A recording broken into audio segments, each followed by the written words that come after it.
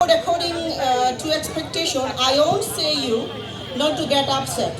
Rather, be more focused on your study. Try finding out your weaknesses and ask support from your teachers, parents, because it is only you who can identify your weaknesses. Nobody else can. What we can do for you as a teacher and parents is we can support you. So in student life, it is your first priority to learning. So you must focus on your learning. And as a teacher of CGSE, I'm requesting, let's help our students learn and grow. And it will be our first and foremost priority as a teacher of Cambridge Grammar School and College. Once again, I'm congratulating you all, thanking you all for brightening up the day of annual day of Cambridge Grammar School and College.